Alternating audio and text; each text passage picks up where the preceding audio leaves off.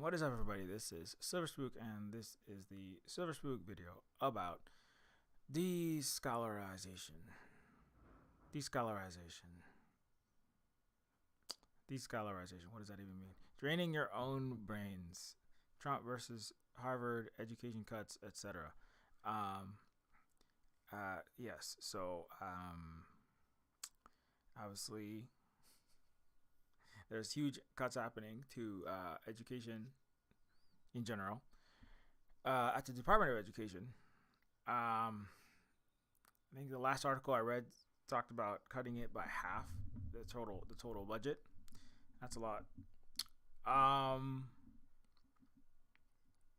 Obviously, there's other topics to specifically zoom in on, but one of the interesting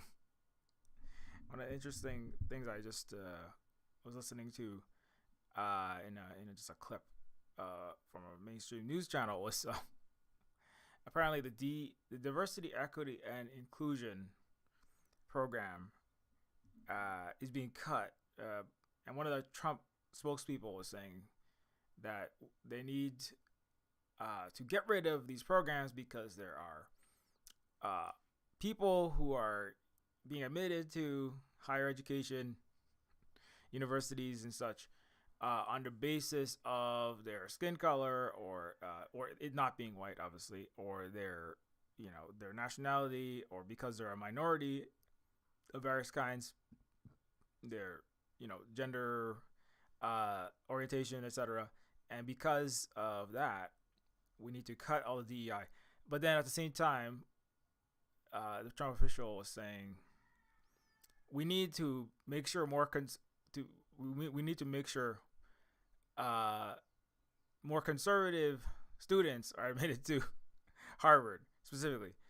And so but the thing, and I sort of point out, I just yeah, it was that you have people that don't even believe in science, right?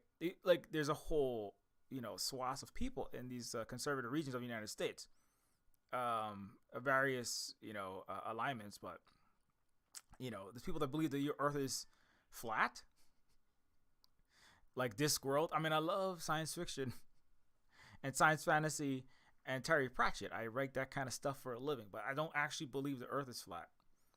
I don't believe we're. There's people that believe that there's the Earth is 6,000 years old, and Jesus, riding on a Tyrannosaurus Rex with a Remington rifle in one hand, and the Bible in the other, is coming back. There's also people that believe we're all going to be raptured in various ways, including if enough events happen in the Middle East to a different religion, a different ethnic group, then the whole human race will be raptured into heaven, and or I mean all the good ones. This, like, the conservative world is full with all kind of bonkers, anti-scholastic, anti-educational, it's anti-intellectual, anti-scholar, anti-science, at least what is considered mainstream engineering and mathematics, science, tech, engineering, and mathematics. They believe there's only one book to read, and that's the Bible. A lot of these, I'm not across the board. There's an alliance of various groups under what's called the conservative in the United States, but a lot of it is deeply anti-education, particularly women's education, but really across the board. So, so it's kind of, so I saw somebody was making the point that, like, the diversity, equity, and inclusion, the DEI hires are actually a lot of these conservative people. These conservative, not brown and black people. Let's put it that way, because even Trump even said it out loud. Like, women have to work 3 times as hard and be 3 times as smart and bright and hardworking as a man, and that's why I hired a woman to be the architect for to actually do the real work, right? For for Trump's buildings. Everyone kind of knows that, right? That it's women and people call that do the actual a lot of the difficult physical and intellectual labor when it really comes down to it. And so I mean, not you know, I'm not saying like you can't do that if you're a white man. It's not necessarily like you can't, but there are all these, you know, there's all this privilege afforded. That's why they have programs like they try to have affirmative action. That's why they try to have programs that equalize the playing field a bit more. And I mean, the United States is not the only country. I would say the United States has not really succeeded at leveling that playing field of the inequities of resource distribution amongst poor, non-white, and also the inequities of opportunities for women. But you know, there's other countries around the world that do this kind of thing. Even what the United States calls what the country that the United States names as its number one pure competitor, enemy, etc. You know, China is also having its Gaokao test. That's its universal meritocratic exam, which goes back thousands of years. This is much older than the West, actually, as a whole, and the United States, absolutely. And so, you know, and the reason why they do that test, in the Gaokao that they reinstituted in the mid 20th century, it was rolled back, and then it was brought back again later on in the 20th century. And it's, you know, it's everyone's taking it right now. There's actually a rule: you can't honk your horn. There's a ban on like horn honking during these 2 days of the beginning of June, where every single student in China, it's I think 13 million, will all take this test to try to make the entry into careers, jobs, future, and thereby, you know, what your your life path will look like, right? To make that as equal as possible, they make sure everybody takes these standardized tests. But they also have allocation so that areas that are more disadvantaged, because there are some historical inequities, right? And so there are some like for rural areas, they a lot of discrepancies are between people from places like Shanghai and Beijing versus people from not the major tier 1 cities. So there's a little bit of balancing there, just to make it a bit more fair. There's a bit more opportunities for places and families and regions that, I mean, everywhere is extreme poverty has been alleviated, but it's still there's still historical inequities, not completely equal. So they have to balance for that. But they want to make it as fair and equal as possible so that everybody has an opportunity, right, to has at least a fair chance. Nothing can ever really be 100% fair, because people simply, not everybody can be born in the same place at the same time. Like, if you happen to have a bad day on the day of the test, like that can, you know, let's just say like you just happen to have a bad sleep because your neighbor was, I don't know, pounding on the wall, or there's construction. I mean, nothing can be perfectly fair in life, but you want to make it as fair as possible, right? Whether we're talking about racial inequities, historical and ongoing gender inequities, wealth inequities. You know, if you're coming to the United States and you're from a different culture, you speak English as a second language, or the language you are taking your test in and the culture you're taking your test in is different from your culture or language, right? Then that can also be an inequity. It's really hard, you know. And I'm bringing this up also because here at the Silver Stool Cooperative, we recently just finished our testing as well. You know, we do this as well. And like, we don't just like taking tests all day long every day, but like, it's good to like know how to apply yourself and study and prepare for it's just kind of like training your mind, right? It's not necessarily like taking tests, but just like learning. And one part of life is like being able to perform in a time sensitive manner under fluctuating imperfect conditions and just make the best of situations. That's one positive thing about tests. I mean, if you all you do is teach the test and just test all day, and you spend your whole life just trying to become a test taking robot, that's not great. I mean, there's AI that can do that for you. Why should not? There's software that's called AI that can to make gajillions of dollars for a handful of horrible people money that can do that for you. I take that back, but we'll get into that later. Um, but yeah, no. So like we just took a test. You know, our here at the Silver Spook Cooperative, we school and administer at the Silver Spook Educational Facility these you know standardized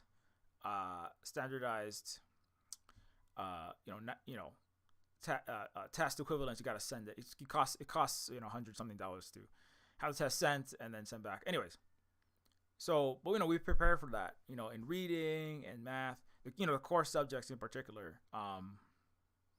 Really made sure that you know everybody knows what all the appropriate Silver Spook young ones know how to calculate the area of a circle using the formula radius squared times pi. You know what is the reciprocal of 2 and 1/3. You know how to calculate that, which is 3/7.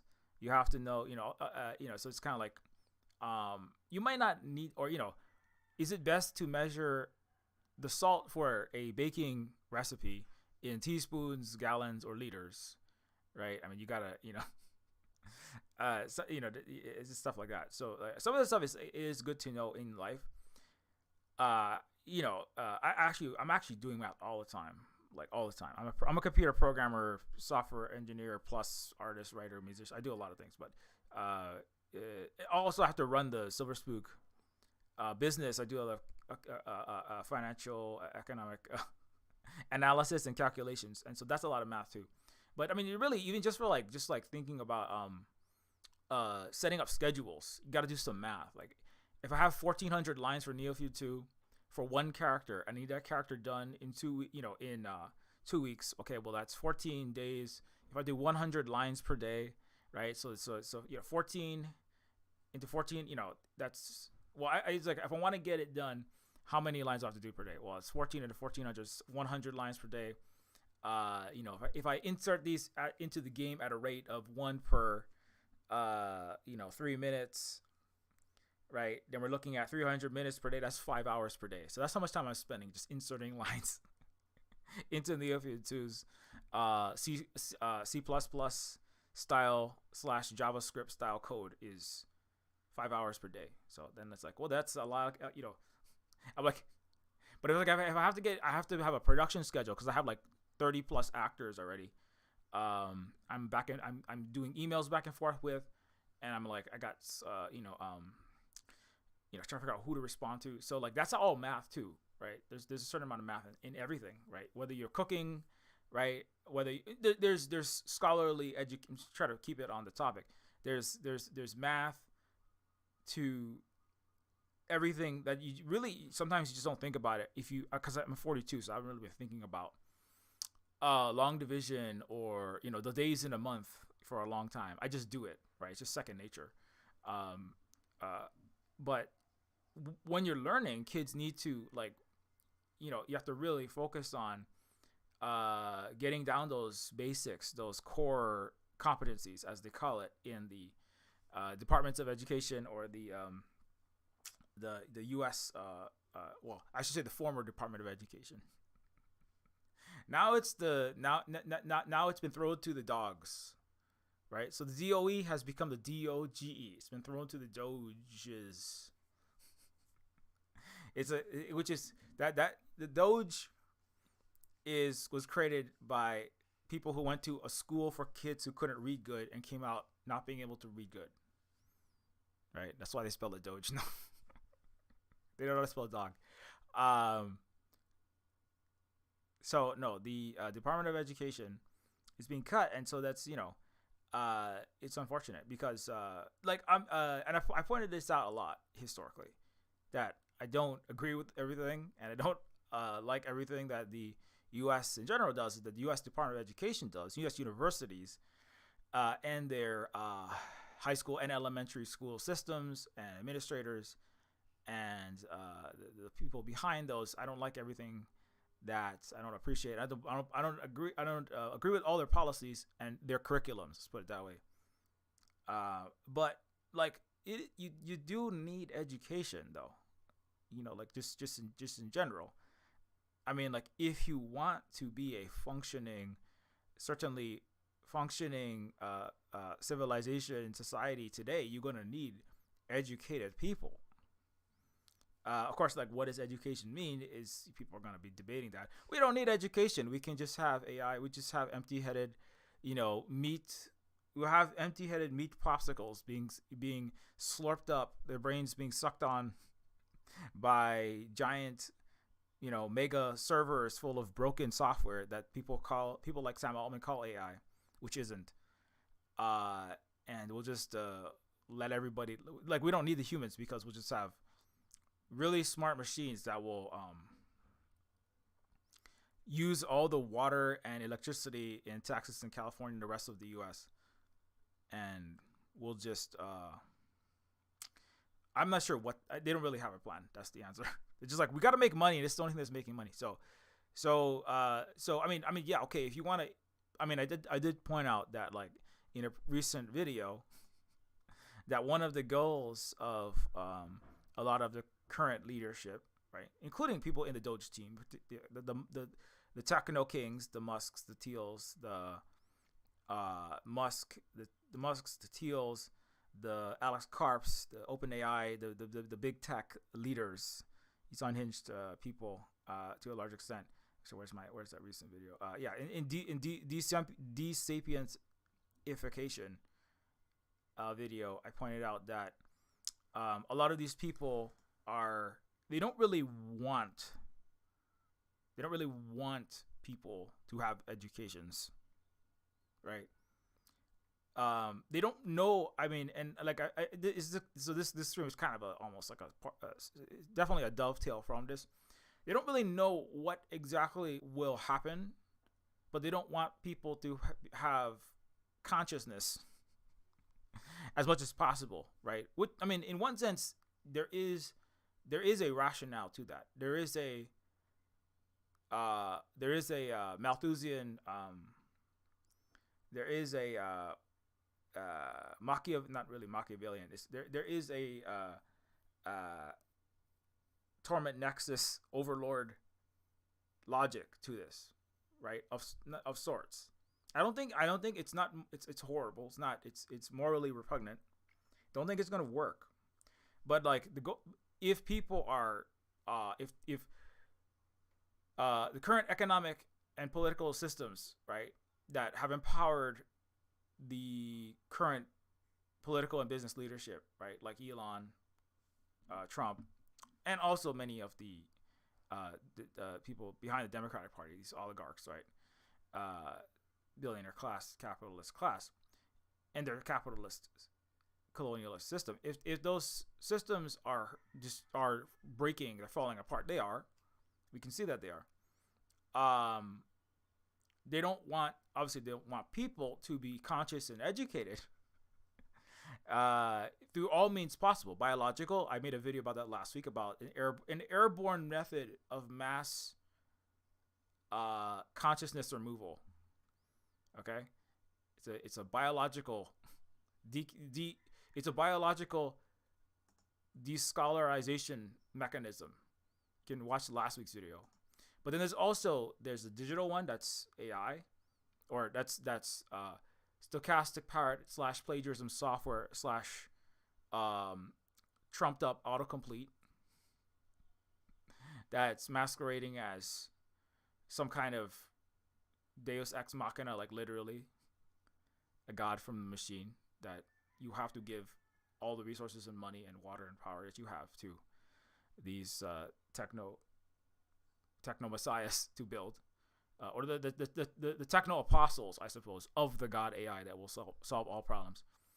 If we get it before China, if China gets it, then the world will end under Ming the Merciless made out of chrome or something. Some bad science fiction xenophobic trope. But like, they don't want people to be conscious of anything. They want people to be educated. They don't care if you know how to do 2 + 2 = 4. They don't care if you know how to read, right? They don't want you to know how to read. If you know how to read, you might figure out that they're causing all the problems. If you read too many of the wrong books, if you talk to too many of your co-workers, if you get too smart, you might talk to your fellow co-workers that are all being exploited, your fellow citizens that are all being harmed by them, right? That are wasting all the money and the power and the electricity, or they're wasting all electricity and the power and the efforts of people to make the machines that are going to be the billionaire controlled overlord machines that are going to hurt and harm them, right? I mean that's what Terminus Machina is about. uh and so they don't want you to be conscious of the game that they're playing with you, which is to get as many people to dumb themselves down, right? Or to remain as uneducated, right? To harm their own minds as much as possible, so that they become easier to control, right? So that to give them enough time to build what they think is going to be some kind of world, or at least West, or at least US dominating system of poorly engineered software, right? Which is what OpenAI and what the Grok and Meta and all these big techs and the military industrial complex and the Wall Street, these Wall Street fat cats and the DC neocon geopolitics are all ultimately, they're all tied together in that system, and they want to just buy enough time to rot enough of people's minds, right? Anywhere that they can. They might not be able to do this to the whole world, because I don't think the whole world is going to be that gullible. But in the United States and in some other places like that, there are people that have been susceptible to. They are gullible. They have whether it's gullibility or the propaganda is working. There are people that are succumbing to this, unfortunately, right? And so, but yeah, the goal is to make people as unlearned as possible, so that they're easiest to control, and maximize the methods of direct suppression. Whether that's like, controlling the algorithms, like, they tried to ban TikTok to get control of that so they could manipulate people's minds through major methods of mass peer-to-peer communication, which is social media. And we've seen a lot of like AIification, whether that's like creating, badly engineered, overpriced NVIDIA software generated profiles. Like Mark Zuckerberg was trying to create black lesbian mom,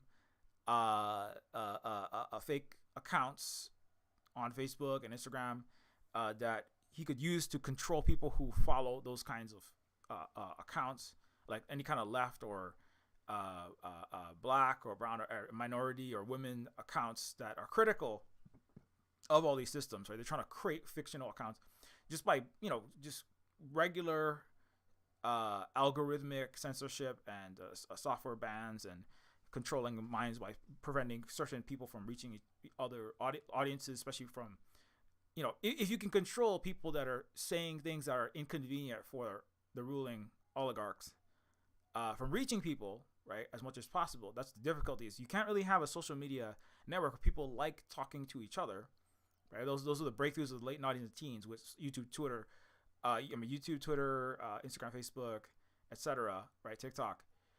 And so if people still want that, so the goal is to get people to stop wanting to relate to each other, only relate to AI, right? That was actually one of the recent ads, was you don't want to relate to humans. In 2015, I had 100 friends. In 2020, I had 3 friends. Now my only friend is Gemini or Grok or Meta or my chatbot girlfriend that I talk to. I don't talk to anyone, right? So that is one way to handle, right? That is a countermeasure to the problem of the democratization of communication through social media, which is different from the CNN one too many broadcast imperial, pro-imperial, pro-capitalist, pro-oligarchic, pro-corporate structure of 20th century TV and radio, newspaper, etc. So, and long story short, so they don't want you to understand anything. They don't want you to be able to be conscious of anything. They don't want you to be conscious of how to do 2 + 5, or what is the reciprocal of 3 9ths. What is the reciprocal of 3 9ths, 9/3, aka whole number 3. They don't want you to be conscious of that. They don't want you to be conscious of how to write a convincing, erudite sentence, right? Because if you do too much of that, they don't really want you. They definitely don't want you to be conscious of class. They want you to be class conscious. They don't want you to be conscious of the systems of power that are harming you at an increasing rate. Whether that's the fires, your lack of healthcare, housing, etc., at all your material conditions, the ethnic strife, the fascist brutality around you, right? The massive eruptions happening right now in California, where the multiple branches, ICE and other law enforcement and paramilitary U.S. government agencies are like in standoffs against communities, ethnic minority communities in California. I mean, actually, arguably ethnic majority, but for the U.S., U.S. deems them as unwanted. Certainly, the conservative-leaning people do, and so they don't want you to be able to think about those things. If you can't read, if you can't like read and critically think about what you've just read, then the general human capacity to organize, to resist, and to deal with all those problems, right, just starts dropping and dropping and dropping. And that's the ideal state of of these people want. This is where they want you to be, right? And so that's where I think that like so in that context, the defunding of the Department of Education makes total sense. The fight against all universities makes sense, right? From that vantage point, just this profligacy of I think I did a stream recently on, I don't know if it was on YouTube or on the other channel, but like there's just basically rampant use of ChatGPT and other tools to cheat in class. That's what's in the upper left corner, right?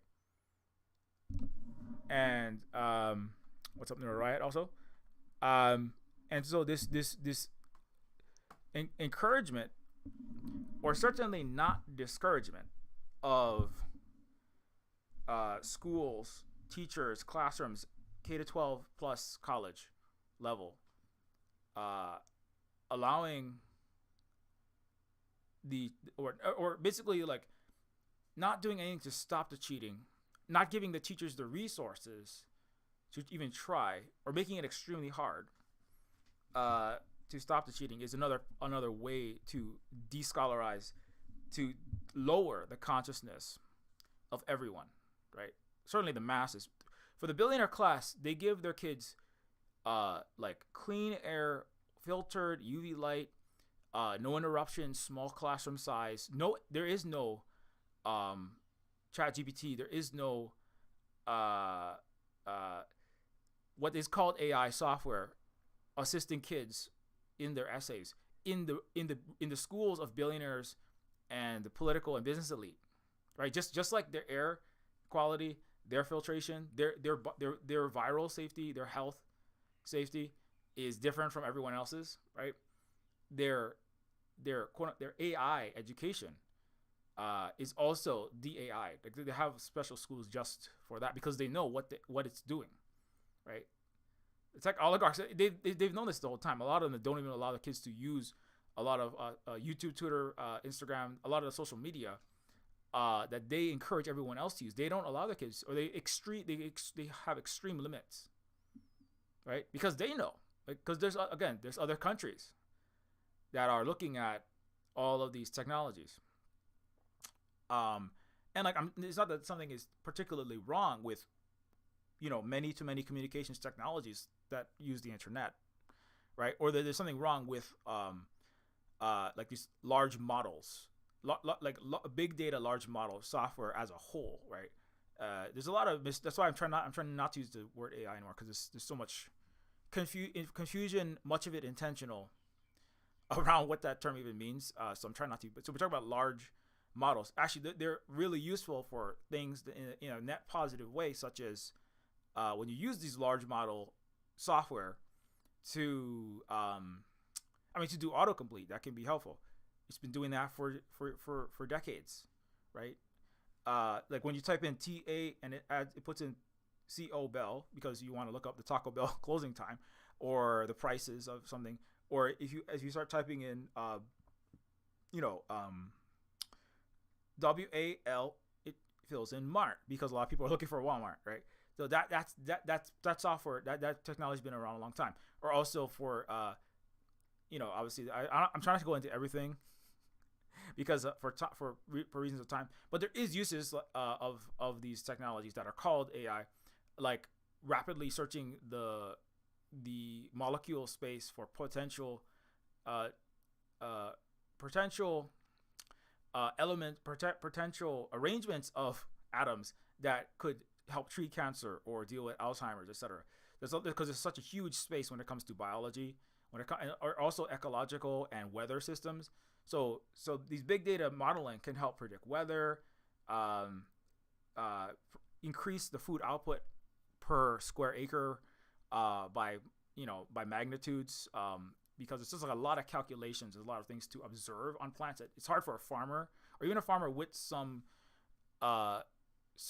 surveillance and data collection, like water quality, pH level, total sunlight, phosphate level, right? But if a computer system can rapidly look at billions, trillions, or more data points about how the plants, like say the corn plants or the bok choy plants in a vertical farm or on a traditional farm is doing, that's where the software can really be helpful. But the way the software is deployed, and this is kind of retracing a lot of my previous discussions on AI.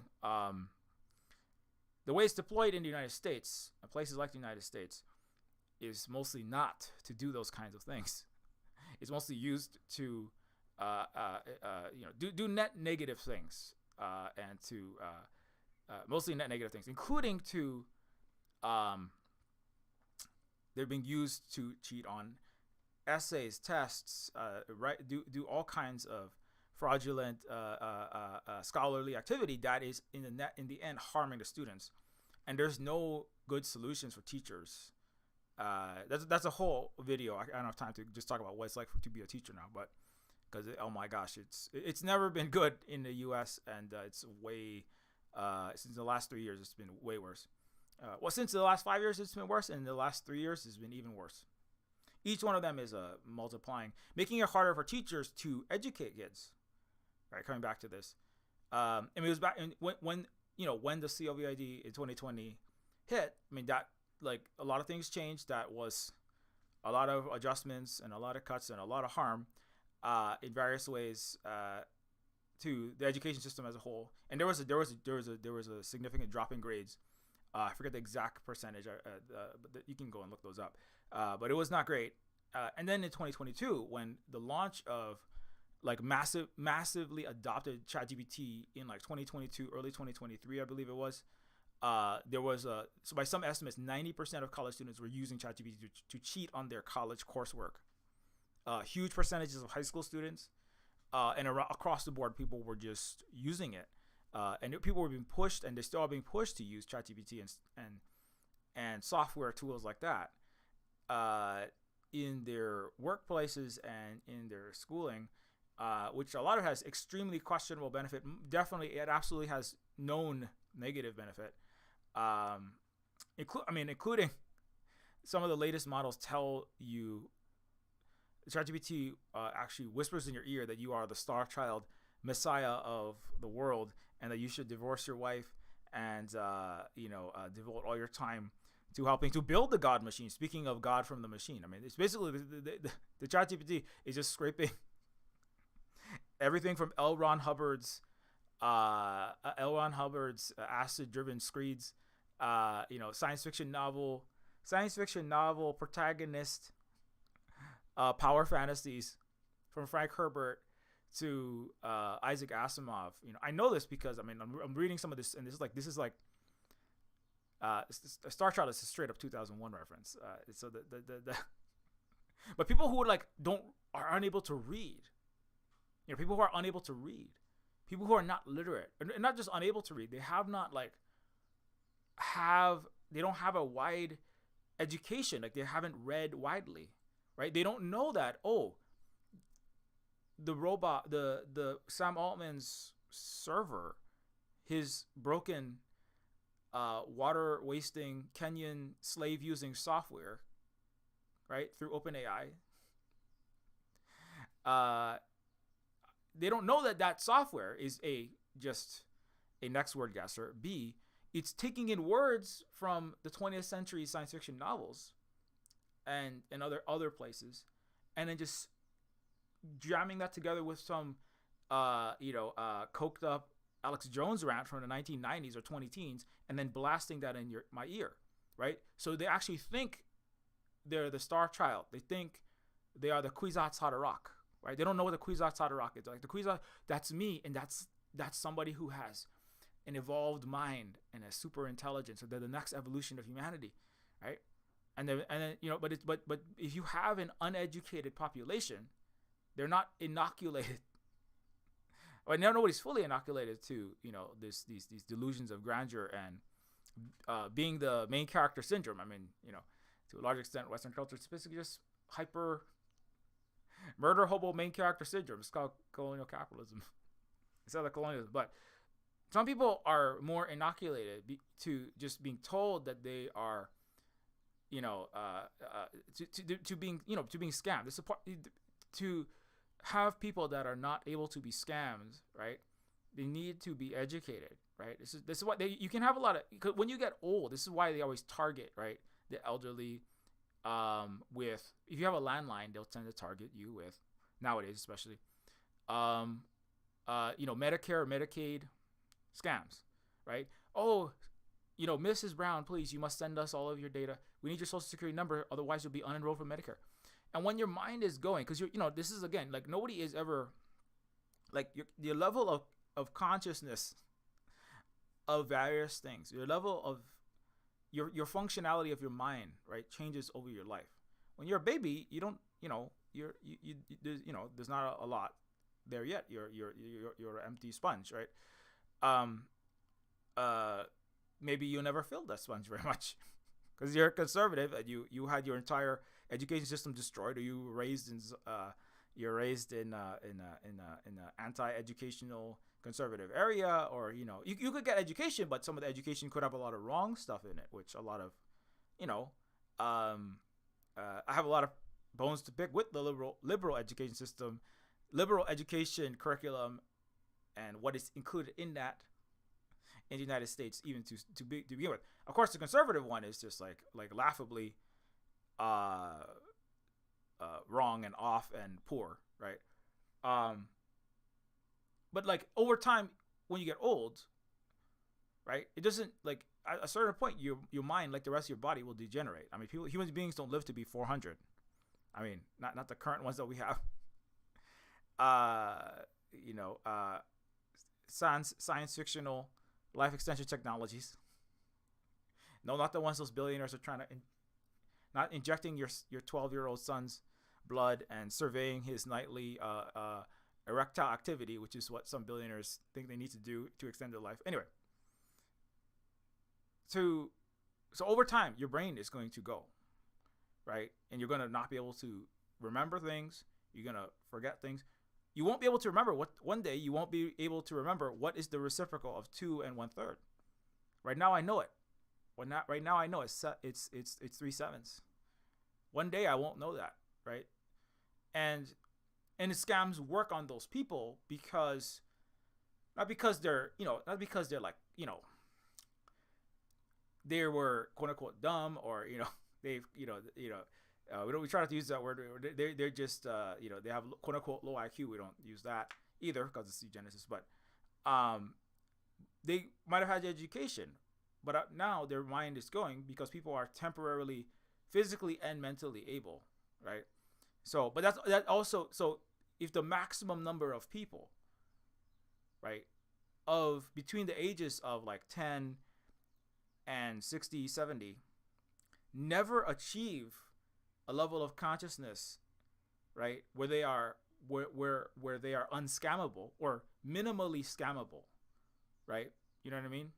Then everyone can be like a dementia-addled 80-year-old on Facebook, falling for every Facebook scam, falling for every ChatGPT brainwashing scheme to get people to waste energy, chasing their messianic delusions, not organizing with their fellow people, not connecting to others, only connecting to a corporate machine again, which is doing what? Is disconnecting people from the people power, from the, again, peer-to-peer mass distributed means of communication that the internet revolution enabled in the last 40 years. So, I mean, there is a goal. If everybody only speaks and deals with and interacts with fraudulent YouTube accounts that are just pumping out slop, if only people only talk to therapist, girlfriend, wife, teacher, a guru, and also your entire echo chamber of applause for how smart you are, right? That's another way you can dumb you down, is by telling you, oh, 2 plus 2 is 5. You go, that's right, Bob. 2 plus 2 is 5. 2 plus 2 is 5. You are JC Dendon from Deus Ex. You are the next evolution of humanity. 2 plus 2 is 5. Like, the rest of humanity just don't see how wise you are, that you can figure that out, because you have like you're a 6-dimensional being, right? 2 plus 2, right? In the human 3 dimensions is 4. I know that's a thing. You know how I know it's a thing? Because I probably wrote something like that in Neofeud too. And it's something like that, and I'm sure in Star Trek. 2 plus 2 equals 7. I'm actually reading The Time Machine by H.G. Wells again. And there's things like that. Oh, yes, it's, and so that sounds great, in science fiction novels. If you tell somebody who has no basic, well-rounded English, or, just their, language, you don't have to speak English, reading, math, physics, some kind of basic history, right? Something, I got problems with the social, I looked at the social studies curriculum. There's a lot of half-truths and incorrect stuff in there, but you have to have like some kind of grasp of like the world around you, and the history of the world that you live in, so that you cannot be scammed, you cannot be taken for a ride, so that you cannot be misdirected to do something that is against your own interests and the world's interests. I don't know, like getting lied into a war. I mean, the West still hasn't been able to figure that one. I should say the leadership has really got that one down. The majority hasn't been able to figure out how to stop getting lied into wars to the second. So, right. So that's a failure of the education. That's a success of the diseducation or limited education system of Western countries in the United States, is that they can't stop getting lied into. You got a Vietnam, you got a Gulf, you got Iraq, you got Afghanistan, you got a Syria, you got, so that's one of my problems with the even the better than conservative but still lacking liberal Western education system, right? Is that under a capitalist imperial colonial system, you can never actually educate people fully. Otherwise, you would be able to maintain the military-industrial complex narrative and financial global or as global as possible control in order to maintain those systems. Anyway, and of course, if you can't read, how are you going to if you can't read and understand basic, history, sociology, and economics, how are you going to understand the sentence I just said? Right? The answer is you won't understand the sentence I just said, and I will lose YouTube followers. I will lose Twitter followers. I will lose people listening to me on various platforms, and that is great for capitalist global oligarchs. I mean, I'm not saying I'm going to say I am not the Kwisatz. I just full disclosure, I am not the Kwisatz Haderach. I am not going to merge with Helios and govern the planet under some totalitarian but good computer system that allocates resources across all humanity that are permanently jacked into a god machine, like at the end of Deus Ex Invisible War. Anyway,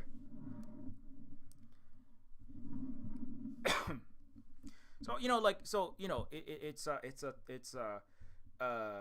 there is a long that's a long story to say. There is a real reason why there is this push for the AI in schools,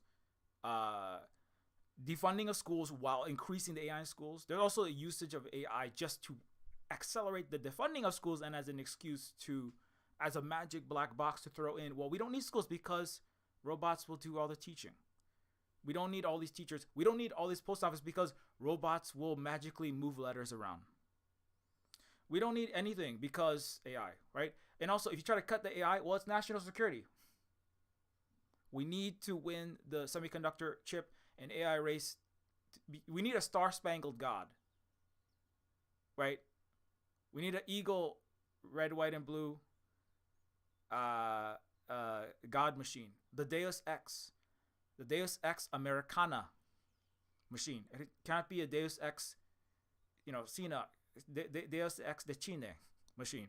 It has to be an American. So if you try to cut our AI, that's we're using as an excuse to cut everything from education to health to government services, public services, university, post office, at all, right? Everything.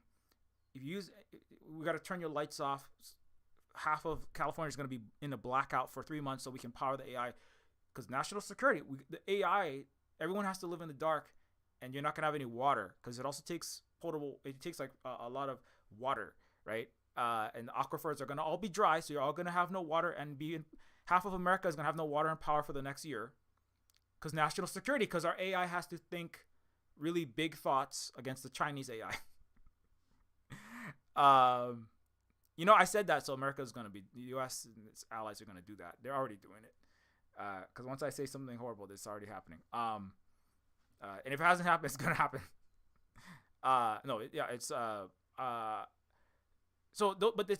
It's a black box to put in. AI is a magical fairy dust you can sprinkle on your investment to get people with vast assets and hedge funds and etc. to throw money into your project and gaslight and scam the already scammed people. It's a self-fulfilling prophecy, because the less educated people become because they're using AI, the easier they are to scam into believing that will save them. You see, it's a kind of cyber messianic. It's like the asymptotic version. It's an asymptotic Silicon Valley version of the uneducated, Bible Belt, person that's just falling for the pastor's prognostication. If you just donate another $20,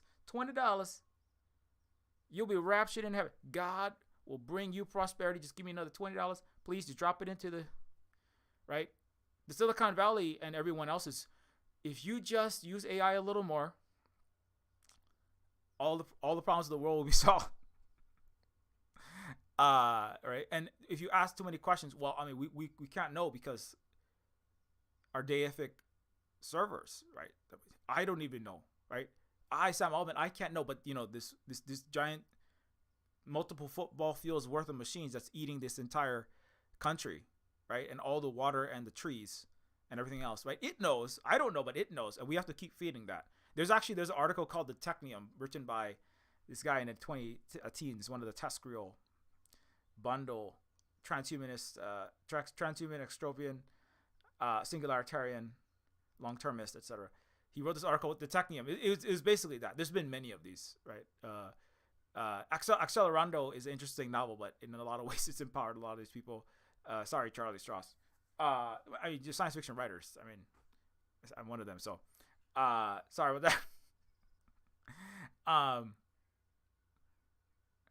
Basically, the Technium is, you have to give resources to the Technium. The Technium is a force. It's like a force of nature. It's a demos. No, it's not the demos. It's a daemon. The old Greek term, right? It's like, it's just this. It's like a hurricane, right? It's like gravity. It's out there, right? The technology. We have to give all of our time, our resources, and our energy to the Technium. If we build the Technium, heaven will come on earth, right? Or maybe we'll all get up to the machine and we'll all have 72 elven goth waifus or something, or whatever you particularly want. It'll create it for us when we put our brains into a 570 megabyte CD-ROM, just like Kurzweil, the founder of Singularity University, said. And we stick our CD-ROM brain into the machine. But whatever we do, nothing we do on earth matters. All that matters is building the machine. That I don't exactly know, but all I know is you got to give us all your capital and all your labor. Billionaires and millionaires and everyone, give us all your capital, all your labor. Everyone in Dubai and everyone, people that have money accumulated somewhere in stocks, you got to give it all to us in particular, in Silicon Valley. And you got to give all workers, you got to give us all your labor. Okay, just grind away, making more semiconductors and chips, and just because right, the goal is we have to build this perfect machine that will solve all problems in the world. And that's why I made Terminus Machina.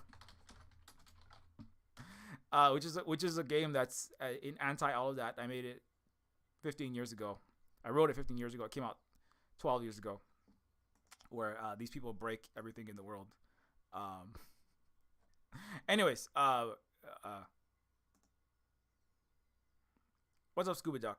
Okay, anyway, but everybody watching this probably knows that game already. I don't need to shout that out. Okay, let's come back to the present and leave the science fictional world a little bit. So de-scholarization. Let's talk about Trump versus Harvard, right? A little bit before I gotta wrap this up soon. So what does that mean, Trump versus Harvard, right? I'm putting this on Twitch, but just for the YouTube listeners, like, I'm not a fan of Harvard in particular, right? Trump has come after Harvard. He's attacked it. He said they are, it's weird exactly what he was attacking them on, but it's basically, let me look up what he actually said about them and what he has done. But basically, he's trying to cut their funding in various ways, subsidies, government support for using all the tools that he has, right? Trump halts new foreign student enrollment at Harvard. International student ban sparks fear among Harvard attendees. So this is where Judge Trump's proclamation to suspend international student visas. There's a lot of chaotic forces in the United States that are at each other's throat, right? None of them are particularly good. Part of this has to do with a particular place, a particular part of the empire committing massive atrocities in the Middle East that was unhappy with Harvard's policy, right, relative to other universities.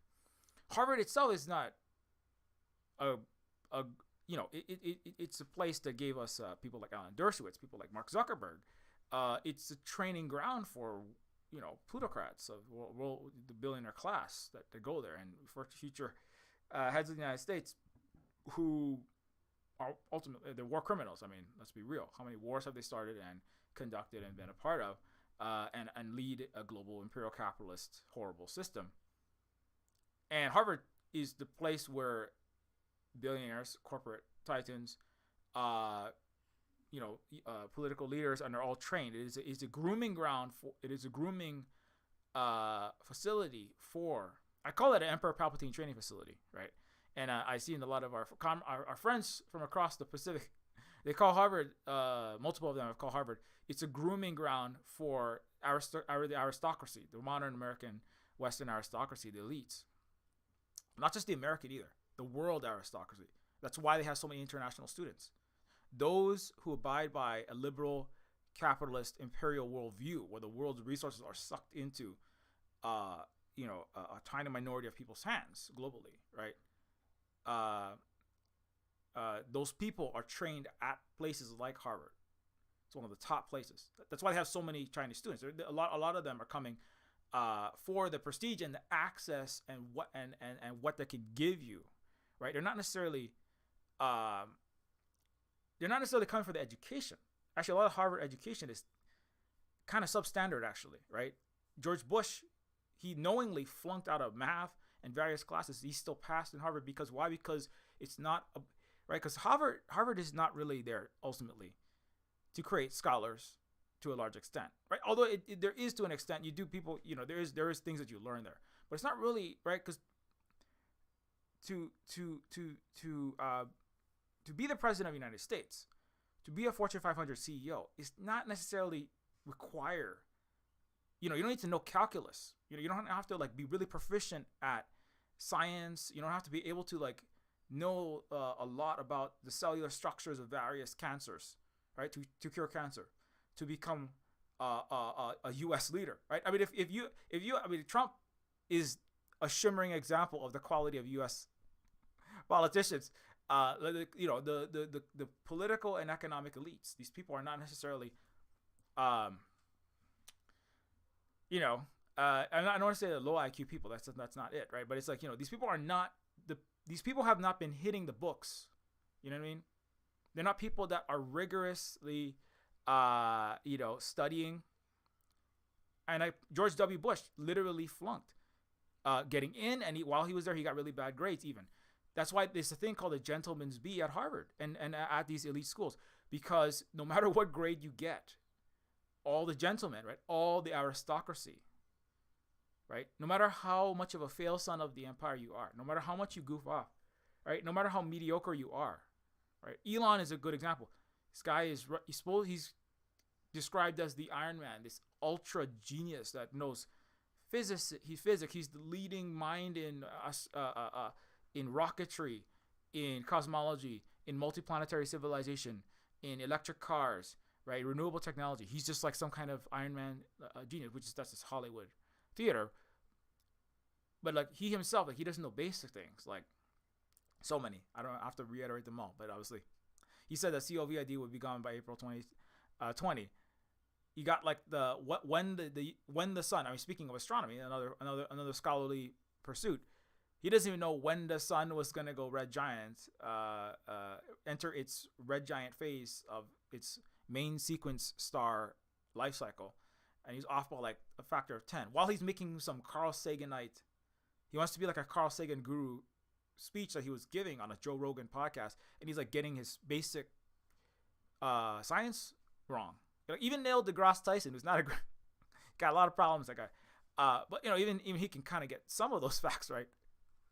And anyway, but long story short, so what I'm saying is that like Harvard is not a place that's really about education. Even I would say, it's about it is creating people of a specific kind, people that will become capitalist global oligarchs, which will parasitically drain the wealth of people in their own country, in the corporations that they run, through the private capitalist business support that they will provide as senators or presidents like Obama. The wars they will start for global plunder, like all U.S. presidents, whether it's Obama, Clinton, or Bush. The only difference is Obama drone bombed 10 times more than Bush, but whether it's the Iraq War, whether it's the war in Libya, the AFRICOM, and the global system of mass violence, weaponized reserve currency of the dollar, and narrative, and aspiring technological dominance. Especially now, I say aspiring because they're not succeeding at dominating, having the most advanced technology. And de-scholarizing yourself is not going to help. But Harvard is not. So Harvard is an elite training ground for these people, right? And that's part of why they have so many international students, right? Now, a lot of international students are very well educated, right? Where they come, in the places that they're coming from. And Harvard, the United States does want to keep as many of these well-educated students from around the world coming to the United States, because they do, if you want to, as I've said, if you want to maintain a technological edge, right? Now, if you want to maintain if you want the most advanced, like large model, like a big data, most advanced hardware and software, not necessarily AI. I gotta say that in a new voice so that you know what I'm talking about. Like, but to have the most advanced computer technology, quantum technology, solar, renewable technology, fusion, more advanced nuclear, what all of this, groundbreaking tech, that's self-driving robotics, new energies, new methods of farming, biotechnology. If you really want to get ahead, if you want to lead in those things, you're going to need scholars. You're going to need educated people. So the U.S. does want everyone else to send their best minds, right? Because the United States has 4% of the planet's population, right? Again, if you can't do math, you can't really think properly, because people can just throw things out. Like I saw an article, like this is where math actually impacts your capacity to do reading comprehension, vice versa. If you can't read the word problem, you can't do the math. But if you can't do math, it actually impacts your ability to understand and have the correct knowledge of what you just read, right? Or your ability to stop being misled, right? I just saw an article that said 15% of China's exports comes to America, and China will be massively harmed by these tariffs. And it's like, and then it's a little further down. It's like 15% of China's, it's like less than 20% of China's economy is exports. And so when you do the math, I mean, it's like and you say like China is the number one. China's number one trading export partner is the U.S., right? And that sounds really good. When you look at the statistics, if you can do the math, right? If you can do the statistics, if you are a scholar, you can look at that and you go, okay, wait. At the current moment, China's total exports, they were higher to the United States, and overall, as a percentage of the Chinese GDP, it was higher. But if you look at it today, Chinese exports is less than 20%. It's like 15 to 18% of their total GDP is exports. So it's not, mostly it's Chinese making products and then consuming their own products that they're making in a circular internal, it's not hermetically sealed, but it is a self-sustaining economic structure for the most part. And then 15% exports. And 15% of those is going to US. If you do the calculations on that, right, it's like 15% of 50%. It's like it's less than 3%. So the Chinese GDP, it's a tiny fraction. I mean, it's not nothing, but it's a tiny fraction. It's not going to destroy China to decouple. If you can't, I'm not saying that everybody has to do that math, right? There's also China's number one trading partner. China's number one export destination is the United States. Okay? But as a single country, ASEAN, right? This block of Southeast Asian nations together is greater than the United States, right? Like in Global Times, they'll describe it as that's the number one trading partner. The number one trading partner of China is the block made up of Vietnam, Cambodia, et al. All this Southeast Asian region. The EU, as a block together, is a bigger trading partner than the United States with China, right? And that's just two, right? The United States is one out of almost 200 countries of the earth. So that's math. You have to be able to picture these numbers in your mind. Okay, so it's one country out of 200 on the earth. Even if the U.S. is the number one trading partner, right? It is, again, it's less than 20% of all the rest of the trade, right? So you see how like these articles, if you can't read, you're not going to even be able to read that article. If you can read, but you can't really do the math, or you dig a little, you also have to be able to research. You have to be able to think critically and be like, who is, you have to have reading comprehension and then knowledge, literacy, media literacy, and media criticality. You have to be able to think about who is the source of the information that I'm coming from. Is it CNN.com? Is it the United States government, U.S. government website? Is it the Fox News? Is it the Liberal? Is it is it coming from another site? Is it coming from it's an independent podcast? How do we know how independent is it? Like, where is the funding coming from for that independent media? Is it the Voice of America?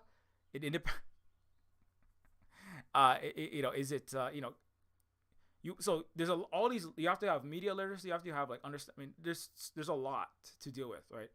And then once you know that, then you have to be able to do the math. You go, okay, well they said that's 15%, but if we run the math, 50%, that's not very much, right? Also, okay, U.S. is number one trading partner.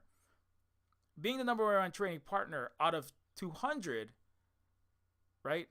If 180 countries join the U.S., right, and then they attack China, I mean that could be significant. Even still, that's only 15%. I mean that's a lot, but China would just, well, I guess we got to just bump up our internal consumption higher. So anyway, long story short. So what I'm trying to say is that all of those skills to be able to think successfully be able to think critically, to disentangle and weed out, right, all of these lies and misleadings, to successfully brainwash, scam, condition, any individual into going along or believing in a program that mind controllers would like you to go along with.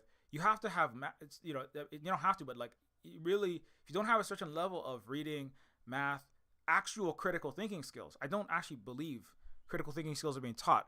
Otherwise, a lot of really easy, again, war propaganda, right? If people actually did critical thinking and they used the university educations that they have, the liberal university educations that they have, they are mostly liberal leaning to a large extent. If they actually were teaching critical thinking, people could look at these articles and go, who is this Naira person? Like, where is the actual concrete evidence of the weapon of mass destruction that Colin Powell is waving around, right? Like, is there any concrete, like who are the sources of this information? Right. Also, being a critical thinker, historically, how many times have we been lied into a war by now? How many times have these sources that I am looking at been proven wrong historically? Right. Which is why they want everyone to be ahistorical. Right. Everyone on the capitalist, liberal, or conservative, neocon or neolib system has to be largely ahistorical, either because they have the incorrect history. It's mostly half truths and lies, with some truth mixed in, so it's hard to tell. Just have no history. They just live in the moment, in the latest video or TikTok or Twitter post or whatever. And that's one of the negative things of social media, I will fully admit. It's good to get information out quickly to a lot of people. I don't know, from any individual can get it out to a large number of people, but it can be a problem if you spend like all day on it, and it can remove a lot of the wider array of knowledge and human experience that you need to be re-upping and adding to your total mental corpus, or you have to constantly be, not constantly, but you have to like be in touch with more than just what is happening right now immediately, even though those things happening right now in this very moment, because social media tends to be very present, like hyper present centric. Like those are important, but if you also lose the wider in the terms of like different areas, like in science and technology, what is happening there, different areas of the world, if you miss things that are happening, or historically what things are happening in the past, that can also cause a kind of hyper present hot topic, not the clothing company, but whatever is the hottest topic right now. It can create like a hyper last 5-second news centered mind that creates its own kind of unconsciousness. And I fully admit that sometimes I feel to myself like, oh shit, yeah, I'm like in that too much. So I've been trying to like be more balanced with that. So but at the same time, there's many important things you can't really learn, certainly in places like the US, outside of peer-to-peer communication methods. So, so I mean, none of these technologies are in themselves like, ultimately social media is just a way. It is just a set of code protocols, and built upon the basis of the internet, TCP/IP, HTTP, etc. That then allow people to rapidly communicate to vast numbers of people in various ways with various tools to limit and delimit, with different levels of centralization in terms of these walled gardens and the stacks, or the coming to central servers that then can control algorithms to various degrees, right? So the technologies are deployed in various ways that make them better or worse in other ways. If all you do is read books, you can become a bookshelf by extension. Like if all you do is use social media, you become like you can become like a wire-headed dopamine seeker, rage mouse, like a rage rat in a rage maze, right? Just looking for the latest thing that happened that is upsetting, or whatever you happen to be getting out more. If you're just like looking at pictures of shrimp Jesuses and 96-year-olds that look like 20-year-olds with 7 fingers on Facebook, then I guess you could get addicted to looking at 7-fingered monstrosity, 7-fingered stochastic parrot bad software monstrosities. But like if all you do is read books, you can also just become a bookshelf and do nothing in the real world, and just like live in an ivory tower as the world collapses, and then the tower falls onto the flaming rubble that you didn't notice was happening around you. So you have to kind of, it's hard, but it has to be balanced, or you have to aspire to balance it as much as possible. Not easy. Anyways, but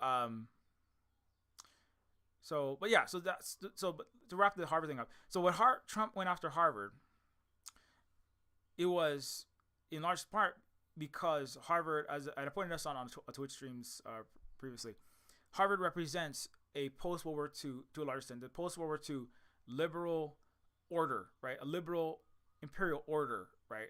The former colony, former colonial powers, Britain, France, etc., were in rubble. Everyone else was kind of destroyed. A lot of the neo-colonial, empire after World War II. U.S. was the only country like largely left standing. Took over that and it built a new order where, especially after the 70s and 80s, where like you could not rule directly, brutally. You had to kind of put up these face of human rights and freedom and democracy. Like there were still invasions, there were still colonial activity of oppression of billions of people around the world in the global South, right? In the global majority, Africa, Asia, Latin America, which has resources, which has cheap the labor they would like to overexploit. And they still did that under the neo-colonial. We're going to bring freedom and democracy to Iraq. We're going to bring human rights to Africa. You know, Bono played the aid concert. Like they never, just to give you an example, they didn't play.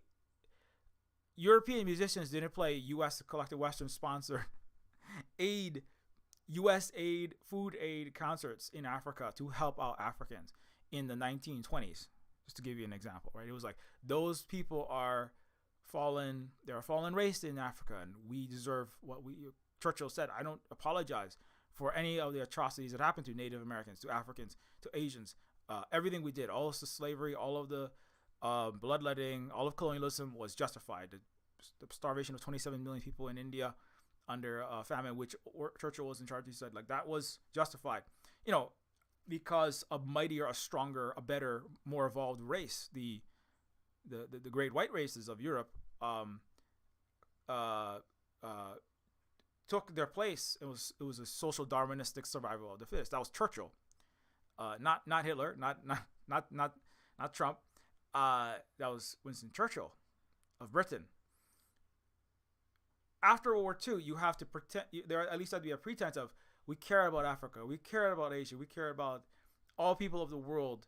We're all going to hold hands and sing Kumbaya, and that's not bad to do that. But it was ultimately the design was not the design by people who run Harvard, who are committing these still atrocities under the guise of bringing human rights and freedom. We're going to save the Vietnamese, right, by stopping the scourge of communism. You wanted to control resources and stop the spread of the opposite of capitalism, which is accumulation, which works with colonialism to accumulate vast capital to a tiny minority of people at the top of a global and in country by country inequity ladder, right? And so, but it always had to be under the every action. For at least for the liberals, for the conservatives, some of them will still. That's why a lot of the conservatives long for a return to pre-World War II, right? Where there are people that are better. There are people that are genetically better, right? That are because of the skin color or whatever their stock, their breeding are better, and then those that are worse, and then those that are not as evolved, those that are not as fit, they deserve to be oppressed, to be slaves, to be stolen from, to be treated the way that they are, right? And so Harvard represents the neoliberal, because after World War II, there were alternate models in the world that charted a different path, and so the U.S. had to, and the West had to, try to seem like they're different now. Certainly the leadership. I'm not saying that everybody was just wanted slavery and wanted to have total racist policies, but there was billions of people around the world that were looking to the United States, and they were looking to alternatives. And the alternatives are saying, well, we don't believe in these inequities. We don't believe that people all deserve what they get just based upon their place, or because they had more capital than you. Before their daddies were richer than you, that they deserve to have, and we don't believe the world should be run by people that have all the money and the hereditary privileges, and so because of that, there was a struggle, and then the U.S. had to evolve. The Western capitalist colonies had to evolve a liberal design. USAID was created. It was because the CIA was the U.S. The capitalist colonialist global. One of the primary methods of action through the CIA. It was so brutal and bloody what they were doing in Central and South America with all these, massacres and horrible people dying, all these horrible actions in order to control the world, in particular in South United States, but also in Asia. In Kissinger in Myanmar, I mean, there's so many atrocities, we can't even name them all. It was getting such a bad face. It was looking so bad. People were turning against the United States, so they had to invent a new front, right? And that was U.S. aid, which is also getting cut now. But it was a lot of it was just basically a rebranding of this historical global color revolutions, military intervention, population control, vassalization, and neo-colonization and stealth subversion of every country in the world, including a lot of European countries too. So, but that anyway. So let me jump to the chase. So, Harvard is where people like that have been trained. Harvard has to bring in the brains of Africa, right? Like Dr. Fatima made a video about I'm a native Hawaiian, so colonialism in astronomy, and the colonialism problem that astronomy has. Talks about that. But why is Dr. Fatima making that? And probably because most of the actual highly educated people in the United States disproportionately are black, brown, from Africa, Asia, or Latin America, and or women or queer. Like there are less straight white dudes in college getting higher educational degrees, getting better grades and getting higher degrees than everyone else. Like it's the case. Part of what what the woke in the DEI works with a lot of, particularly like young guys, sometimes not even white guys, but if you, the more historically empowered you are, right, especially if you're a cis straight guy from wealth, I mean, the less likely you are to have a good time in college now. In part, it's just because because the world has, China has just one simple statistic. China has more honor students than the U.S. has students. Period. That's just China. So the strategy of the liberals is to appear like it cares about these people that historically it has the colonizer have not, black, brown, etc., women, queer people, etc., to, at least on paper, treat don't talk about it too badly, and try to at least, in the colleges at least, right, make sure that people feel welcome as black, brown, historical minorities, women, etc., queer people inside their colleges like Harvard and other universities. Try to at least, like, inside the United States and amongst the middle and upper classes, make them feel like places where there's people are respected, while 95% of the world, which is outside the United States, right, you're actually abusing Africans as a whole, the whole of Africa. You're extracting their cobalt, their coltan, their uranium in Niger, installing, bombing places into the Stone Age like Libya when they try to actually build sovereignty and just their own internal economic structures that empower and enrich and actually allow themselves to develop and have good qualities of life there. And then, in Asia, the same thing, try to crush all changes that are not benefiting the liberals, the liberal elites and their collaborators inside places like the United States, and particularly at places like Harvard, in places like New York, in places like, London, etc. And so you have to, so the strategy, and it has worked to an extent for the last 40 years, right? The neoliberal system, you pillage and plunder the vast majority of the historically colonized world, black, brown, Asian world. Bring the top, even if you just think of it like this, if you take the top 1% of 8 billion people, again, you need to be able to do math. If you take the top 1%, the top math, science, biological science, right? Top quantum physicists, right? The top quantum computing scientists. If you take the top, large language model programmers from 1 billion people, from 8 billion people, right? You're taking in 80 million people. That's basically U.S. strategy. Take the top scoring students in China. Take the top scoring students in India. Not all of them. Not all of them.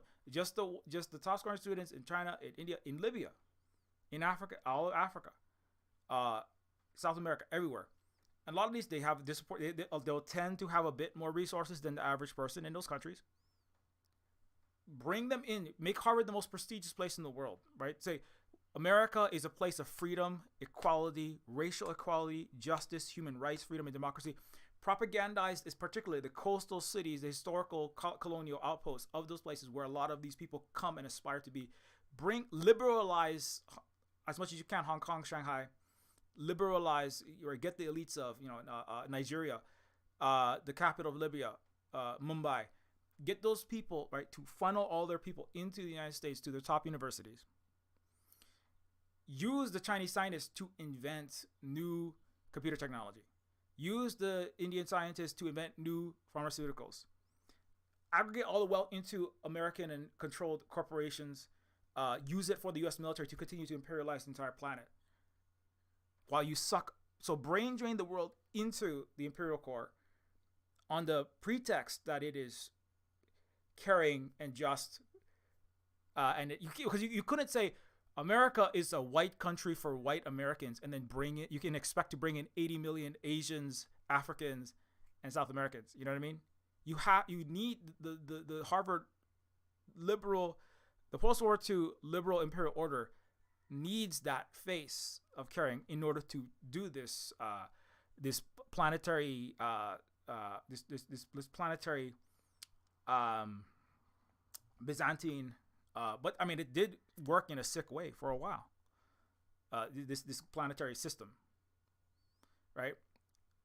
But when you, that's why the conservatives cannot really be in charge in any significant way for any length of time. Certainly not the Trumpian kind, without wrecking that order. That's what the Trump versus Harvard debacle is about. Is about. Trump has said, and he has kind of followed through with that. He wants to return to a late 1800s, William McKinleyite, neo-mercantilist policy, right? That's what the McKinley was a lover of the tariffs. He focused on not the global system, but the local United States and its quote unquote sphere of influence. So Panama Canal, Hawaii, Puerto Rico. The islands nearby the United States. So Trump focusing on Canada, Mexico, and all of these regions right around him, trying to be the dominant power in his local neighborhood. Not caring about this global aspiration of the United States as a planetary superpower, which the liberals have tried to maintain. Right? It is. I mean, I don't I don't particularly like or favor the liberal or Trump's conservative mercantilist design. These are deeply horrible in so many ways. But like, it is different strategy, right?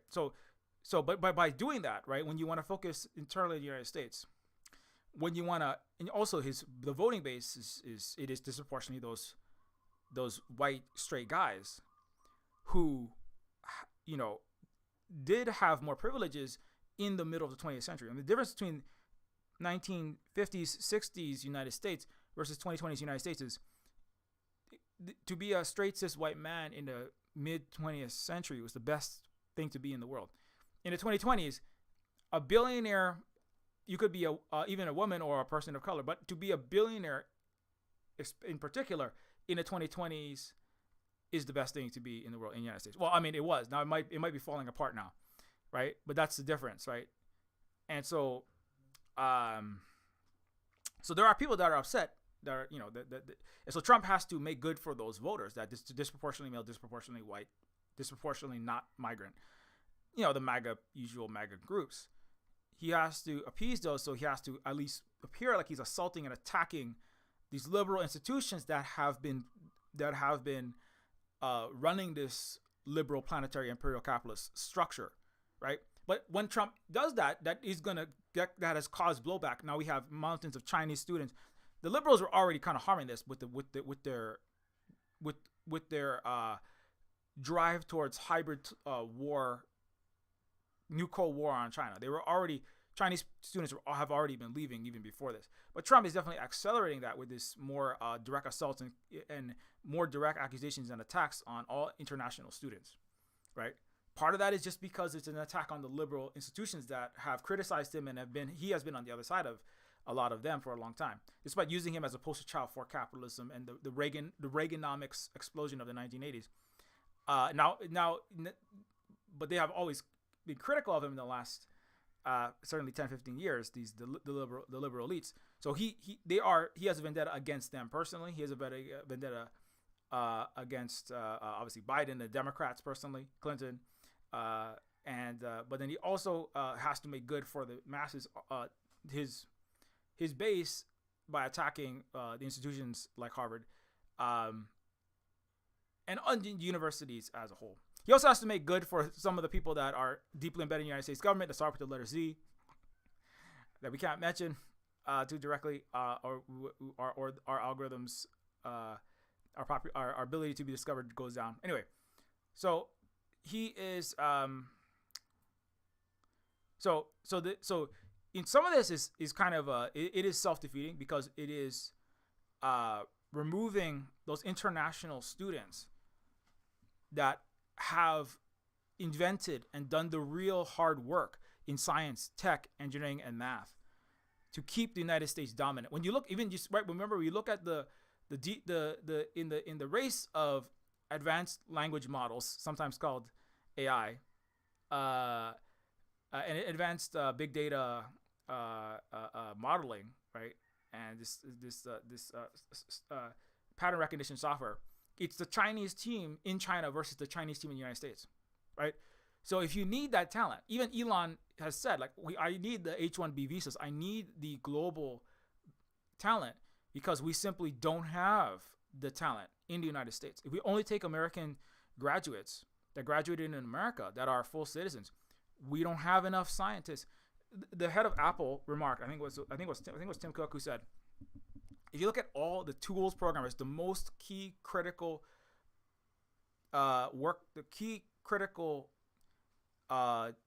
workforce when it comes to computer technology, next gen computer technology, you need these kind of tools engineers.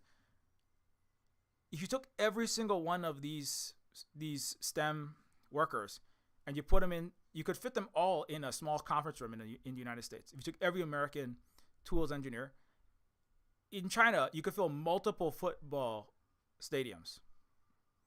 So it's not even close. Like, China has just magnitudes more of those key personnel, right? And so it's obvious, right? This is why many of the big tech companies, they're really upset with these new policies that are not allowing even just business to be done in China, the factories to be set up, these restrictions on chips. This is where all the various components and tentacles and arms of the imperial capitalist system are starting to break down and war with each other, because it as a whole is breaking down, because it's losing to more advanced systems, ideologies, and civilizations, and global majority as a whole, and multipolarity. But like, so you see that's happening. One of that's where the Tim Cooks and even the Jensen Huang of NVIDIA is like, we need to do business in China, because if our tech company can't do business in China, that's like more of the market than the United States, right? Like, we need to be selling cars as a car company. We need to be selling chips. We need to be selling these computer tech. We need to be selling these phones inside China. We need to be working. We need their expertise. We need their manufacturing. We need their components to make any of our products. We need their Chinese scientists. We need the Chinese technicians. We need the foreign Chinese brains to even just do our own R&D, to do our own development. So that's why they're also mad at that. But this is where all of that is clashing and smashing into. This is like two Star Destroyers smashing into themselves. But so long story short, there is a bone to pick between not just Harvard, but what it represents. There's also like the Federal Reserve. There is all the liberals that have all been being arrested, right? This is as a whole. USAID, DED, not the DOD is not so much under the gun, but a lot of departments in the United States that have been on the other side of Trump and Trump-like conservatives are all being attacked. Even like Trump and Elon now, the biggest one is like I don't know how real this seems like WWE heel term. A lot of it, but there are inter-imperial fights within this structure. And so what that's resulting is yes, education is being cut. Like I feel like a lot of the liberal institutions, liberal individuals, are upset at this. I don't think it's really for the best reason a lot of the time. But obviously, as I said, we do need education. Like, it wasn't the best education, but you need some kind of education. Ideally, we'd have better education that teaches the truth about economics, history, politics, geopolitics, and the current events. So we don't get into more wars. We stop having all of these people that are brainwashed into believing wrong things, like capitalism is the best system ever, and lies about various countries. We're probably the U.S. is probably not going to be delivering on that without massive changes. Which require educated people that are connected to other educated people. Class conscious people. So so I feel like so it's in the end, like, there isn't really like a solution. Obviously people have to get as educated as possible. I did see like recently a YouTuber who she has an education degree, and she like does education through her YouTube channel. She just does forget exactly what kind of videos that she makes, but she talks about education as a whole and like tries to educate through YouTube videos just in general populations. She said, I am homeschooling because the U.S. education system was already underfunded. It was bad.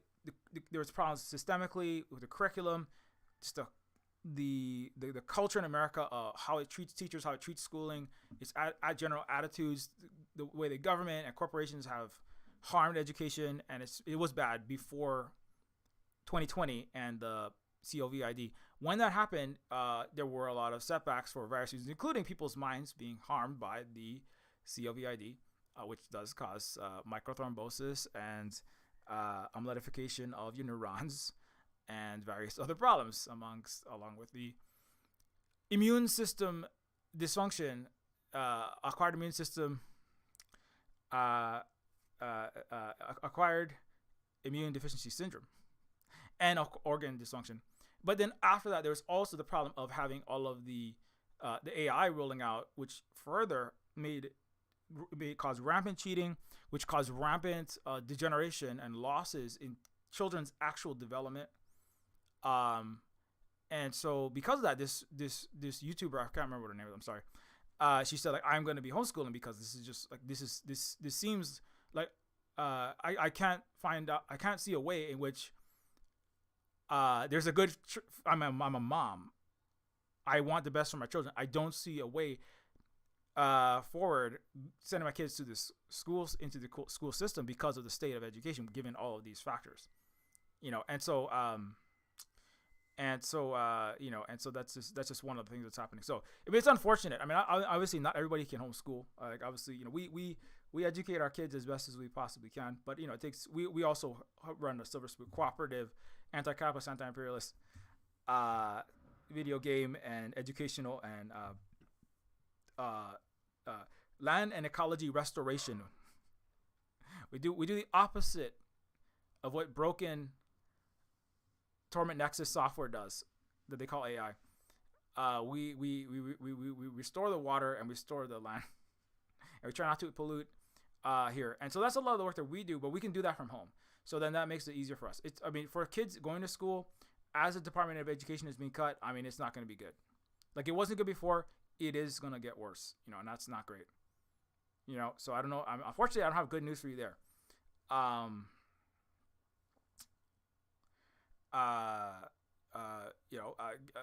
Barring total systems change, we just have to kind of try our best. I will say this, our kids again took the tests, right? The standardized, the U.S. standardized national, test for the grade levels. One of our kids in junior high, and every couple of years you have to take one of these. And in all the last, we just finished it up. It was a bit hectic because of the cuts to transportation. I think in part, our test, we were prepared to take the test, Like the kids had studied really hard. They studied the reading and the math. They knew all the reciprocals. They knew how to calculate area and perimeter. Like they could tell you like the airspeed velocity of an unladen swallow, both the African and the European, right? They had the they could tell you the an equilateral from an isosceles from a scalene triangle. You know what I'm saying? Like they had all their math and geometry and the reading and comprehension down. And the test took a month to come. So that was a bit annoying. That was part of de-scholarization and just dysfunctionalization of the US and its postal system, unfortunately. So but every time we have taken it, and like the thing is, like I know our kids are on their grade level because we've given them various tests and they've completed multiple like textbooks and workbooks in their grade level, so they know what they need to know, and it's not there's a lot of tools now that can help. Like there's things like OutSchool for group activities, and there's like a bug class, there's like an entomologist class that when our kids is in, there's online reading groups to help kids keep on reading in general, sharing what they're reading, keep their reading comprehension up, learning new ideas, getting new book recommendations so they can keep expanding their mind. There is many online tools that not malfunctioning stochastic parrot, not AI. So I can't. It's so annoying. I really dislike having to constantly type -AI after all the Google searches or trying to find an engine that doesn't use it. It's just so you have to go. I have to go through like 3 pages of DuckDuckGo results to find a single non-AI gen water power wasting Kenyan slave using text to speech reader. I just want give me the old robot voice. Like give me the GLaDOS voice. Give me that old GLaDOS voice. Give me that old Stephen King, vocoder from the 90s voice. I want it to sound like a Casio keyboard. Give me that 8-bit voice. I don't need this AI. I don't need AI fake young Denzel Washington voice. That's wasting water and power. It's probably some Indian kid that's been forced to sound like Denzel Washington, being paid $1 an hour to read out whatever I'm sending him, which billions of dollars worth of so-called AI is actually just digital online teleoperated mechanical Turk, which is like humans on the other side that have been called AI. It's so horrible. It's just better just use the robot voice. Don't use Indian, Bangladeshi, and African slaves to do your Google search, man. Like it's so gross. There's like I think it was an Indian guy too, who said my job is I have to pretend to be girlfriends for people using like ChatGPT or a chatbot. I have to pretend or I have to assist the AI in pretending to be romantic because they're treating the AI, they're treating the chatbots like their therapist, girlfriend, waifu. But they need, it's not convincing enough, so they need a human to assist with that. And so you have like these people that are forced to be in weird relationships with these weird creepazoids. just think about all the weird think about all the poor global south underpaid people, right? When you're doing, just play VA-11 Hall-A, a cyberpunk bartending, dating simulator. Just play a dating sim that just uses code, okay? If you're gonna do that, don't make the poor underpaid Indian kid that's trying to pay his mom's health bills, trying to find food. Don't make him, listen to your weird pillow talk.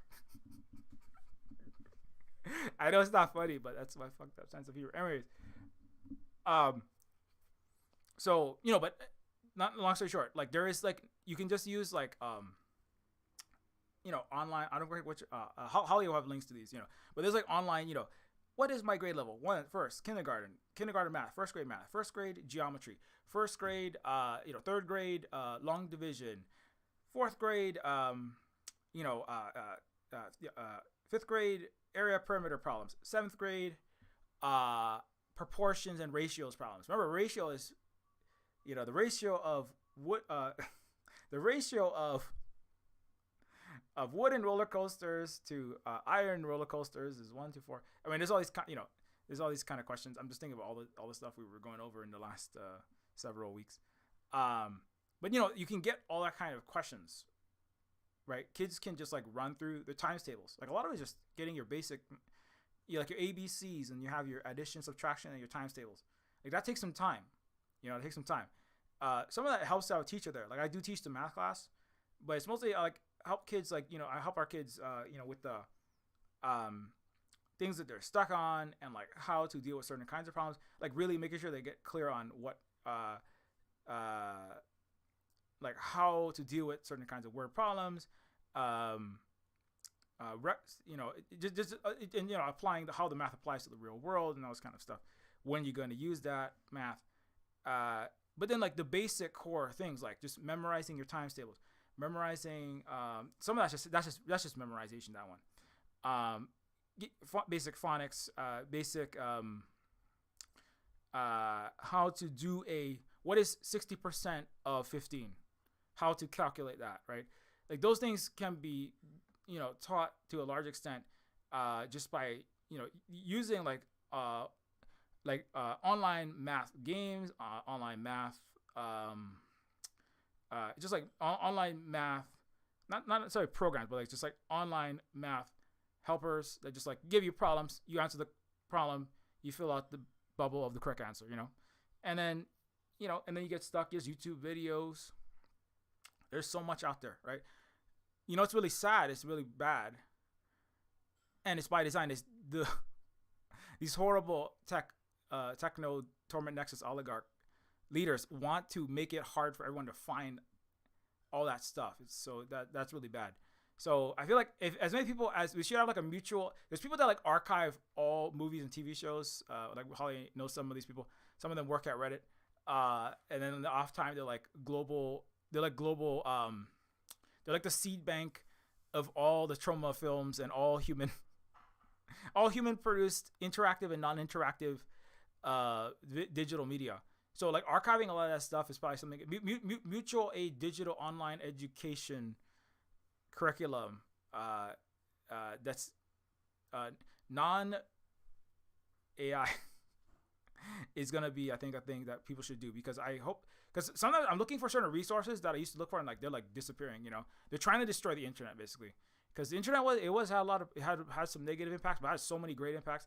So what the current horrible ruling dystopian cyber hell masters are trying to do is to get rid of all the best parts of the internet, cyberspace, the information superhighway, the information global, imperfect but still global village and global community, and turn it into a prison, a digital cyber matrix where you sit there and have a robot talk to you and tell you you're a genius while you eat your dwindling amounts of rotten non FDA monitored food, while non EPA filtered water and air you breathe in, and it destroys your mind further until you fall over and die. It's like an AI. It's the most horrid, malicious AI death doula. It just kills you as fast as possible by just slowly whispering in your ear. Yes, no, yes. Eat the rocks.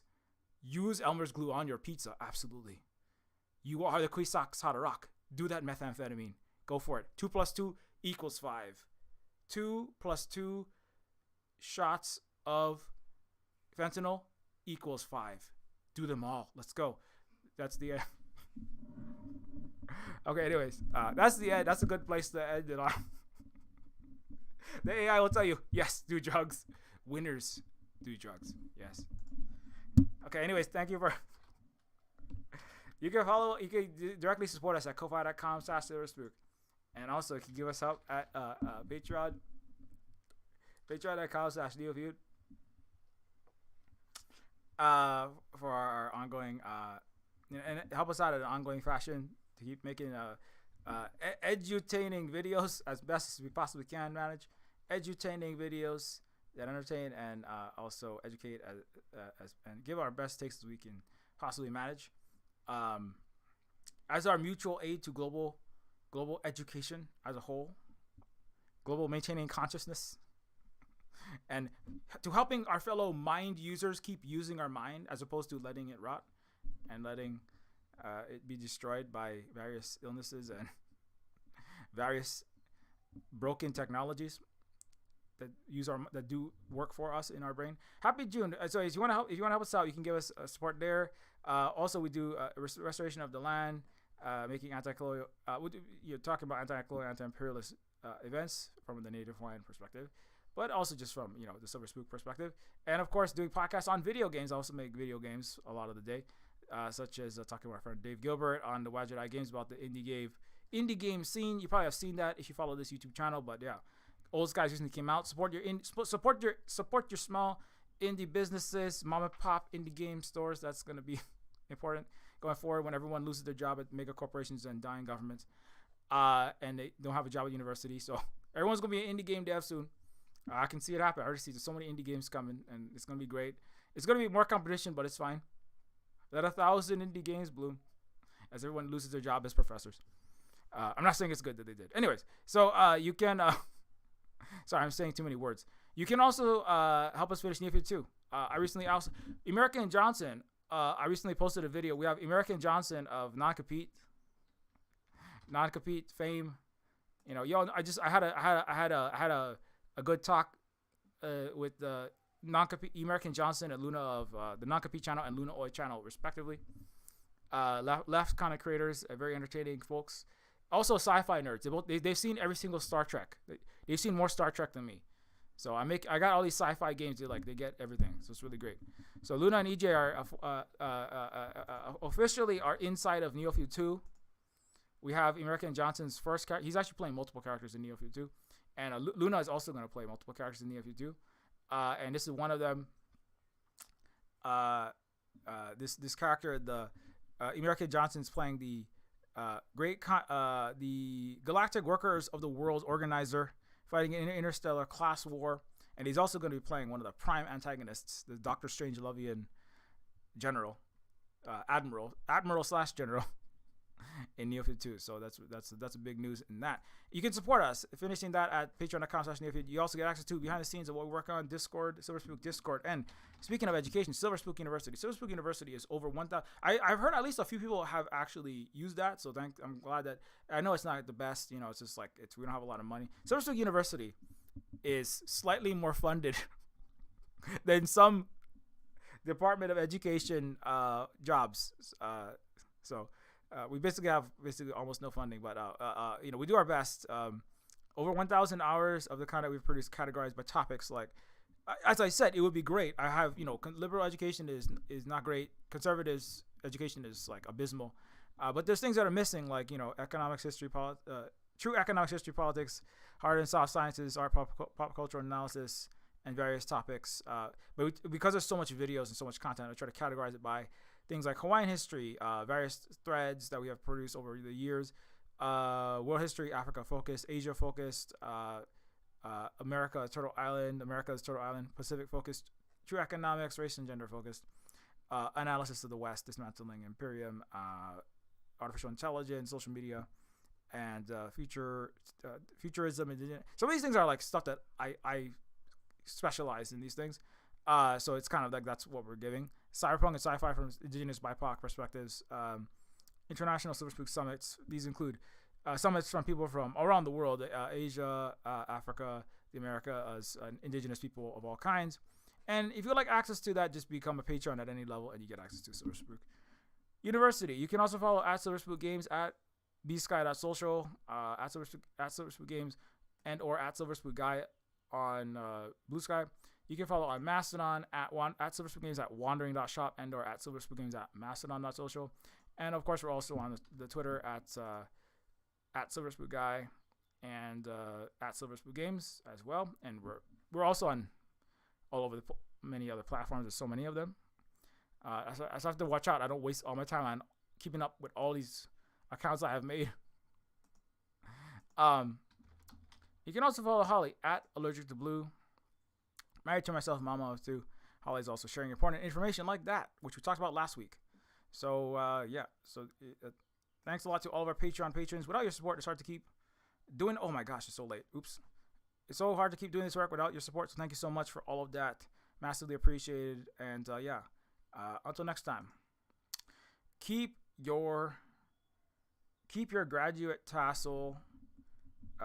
You know, just keep your graduate tassel. Like try your best to keep learning, and you know, don't outsource your brains and drain your brains out from your own head, and don't give it over to these broken softwares and bad softwares and horrible illnesses and to nonsense and various neural suckers and scammers around the world. And don't forget to buy Neofeud also.